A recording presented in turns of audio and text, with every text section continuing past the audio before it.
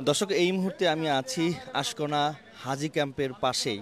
আপনারা দেখতে পাচ্ছেন আমার সামনে অনেকগুলো কিন্তু এখানে ভবন রয়েছে। সেই ভবনের সামনে কিন্তু বিভিন্ন যে মানে নাম কিন্তু লেখা রয়েছে, হোটেল জাকির আবাসিক এবং হোটেল মারিয়া আবাসিক হোটেল, এমনটি কিন্তু লেখা রয়েছে। তো আজকে আমরা জানার চেষ্টা করব যে এই এয়ারপোর্ট এরিয়া যে আবাসিক হোটেলগুলো রয়েছে, সেই আবাসিক হোটেলে কারা থাকেন, কারা রাত্রি যাপন করেন, সেই বিষয়ে জানার চেষ্টা করব। আমি যদি একটু আমার ডান পাশে যাই, এখানে কিন্তু একটি হোটেল রয়েছেন এবং হোটেলের ভিতরে কিন্তু একজন দায়িত্বরত একজন কর্মকর্তা রয়েছেন। একটু তার সঙ্গে কথা বলার চেষ্টা করব। এই যে এয়ারপোর্ট আবাসিক হোটেলে আসলে কারা থাকেন সেই বিষয়ে আসলে তার কাছ থেকে আমরা জানার চেষ্টা করব। আমাদের সাথে থাকুন। গ্লোবাল টেলিভিশন ফেসবুক পেজে আসলে আমরা আপনাদেরকে জানানোর চেষ্টা করব এই এয়ারপোর্ট এলাকায় যে কয়টা আসলে আবাসিক হোটেলগুলো রয়েছে, এই সব হোটেলে কারা থাকেন সেই বিষয়ে জানার চেষ্টা করব। ভাই, কেমন আছেন? একটু আপনার কাছ থেকে জানতে চাচ্ছি, আমরা বিভিন্ন সময় দেখেছি বা বিভিন্ন গণমাধ্যমে বা বিভিন্ন সামাজিক যোগাযোগ মাধ্যমে দেখেছি, ঠিক 2 দিন আগে উত্তরাতে একটি আবাসিক হোটেলে অসামাজিক কার্যকলাপ, এটি কিন্তু পুলিশ অভিযান চালিয়েছেন এবং তল্লাশি করে তাদেরকে আটক করেছেন।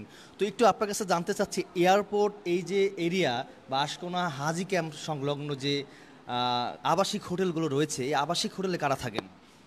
মূলত আবাসিক হোটেলে যারা থাকে হজের জন্য কিছু লোক আসে, অতিরিক্ত লোক যারা আসে হাজিদেরকে হজ ক্যাম্পে দিয়ে এখানে আসে, আমাদের হোটেলে অবস্থান করে ফ্যামিলি প্লাস। এই এরিয়াতে যতগুলো আবাসিক হোটেল আছে আমার জানা মতন, আজকে তো আমার এই জায়গায় 15 বছর যাবত, তো আমার জানা মতন বিভিন্ন অসামাজিক কার্যকলাপের সাথে কোনো আবাসিক হোটেলই জড়িত নাই। প্লাস এখানে মূলত কেউ সিলেট থেকে আসে, ঢাকা থেকে আসে, কেউ যশোর, খুলনা, বরিশাল, বাগেরহাট বিভিন্ন ডিস্ট্রিক্ট থেকে মানুষ আসে। কেন আসে? এখানে আইসিয়া কিছু সময় অবস্থান কইরা তাদের ফ্রেশ হওয়ার পরে তারা আবার এয়ারপোর্টে চলে যায় বিদেশ যাওয়ার জন্য। বিশেষ করে লন্ডন যাত্রী যারা আছে এরাও আসে, আমেরিকান যাত্রী, কুয়েত, দুবাই, মানে বিভিন্ন ডিস্ট্রিক্ট থেকে যখন আসে একজন মানুষ পরেশান হয়ে আসে, তার ফ্রেশ বা মুখে যে ময়লা চলা, রাস্তার দিক দিয়ে আসার টাইমে যে ময়লা পড়ে, ওইগুলো আইসা 2-4 ঘন্টা, 5 ঘন্টা, 6 ঘন্টা স্টে করে আমাদের হোটেলগুলোতে। স্টে করার পরে আবার এয়ারপোর্টে চলে যায়। তো বিশেষ করে আমাদের এখানে অসামাজিক কোনো কার্যকলাপ কোনো হোটেলই জড়িত নয় আমাদের এলাকাতে।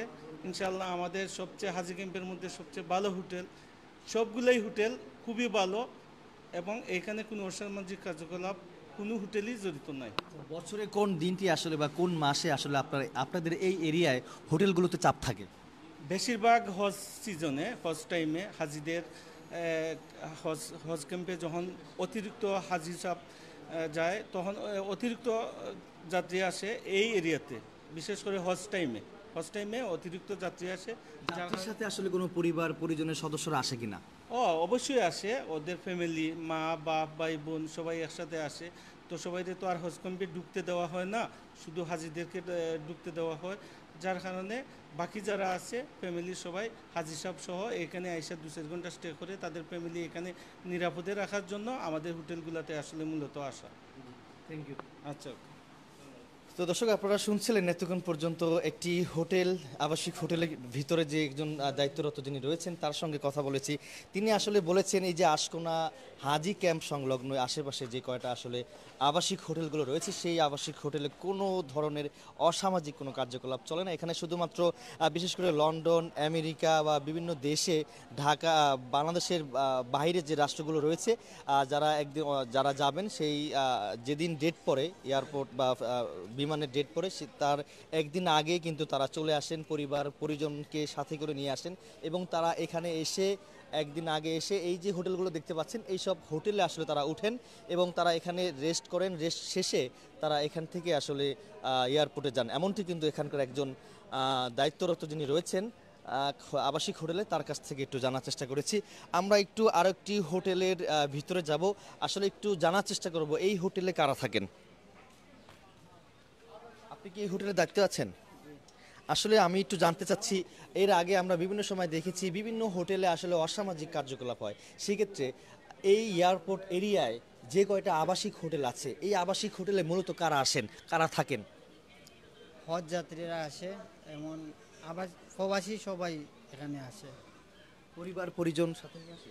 এটা অনেক কম আসে এখানে, এরকম আর কি। বুঝছেন না?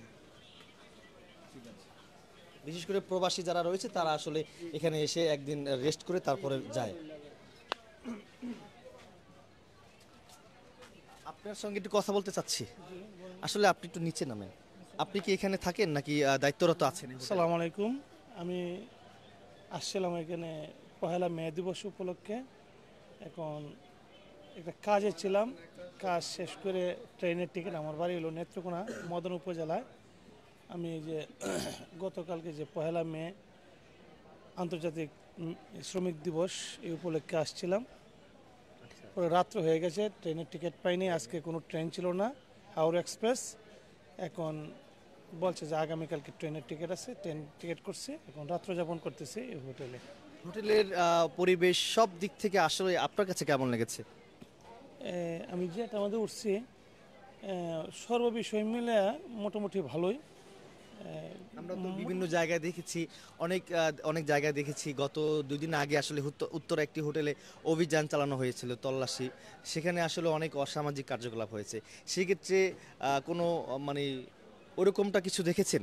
না, আমি পঞ্চম তলায় 405 নম্বর রুম, 6 নম্বর রুমে আছে। এখানে কোনো অসামাজিক কোনো কার্যকলাপের কোনো কিছুই দেখি নাই, এবং খুবই শান্ত পরিবেশ, খুবই মানে মোটামুটি ভালোই, আমার কাছে ভালোই লাগতেছে, নিরিবিলি। ধন্যবাদ। আসসালামু আলাইকুম। তো দর্শক, যেটি আসলে আমরা শুনতে পারলাম, এখানে কয়েকজন দুজন হোটেল দায়িত্বরত যারা রয়েছেন তারা আসলে আমাকে জানিয়েছেন এই বিশেষ করে হজের সিজন আসলে এই সিজনে আসলে মানুষের চাপ থাকে। এইসব হোটেলে অনেক পরিবার পরিজন নিয়ে কিন্তু তার বাবাকে তার মাকে হজের জন্য বা এখানে নিয়ে আসেন।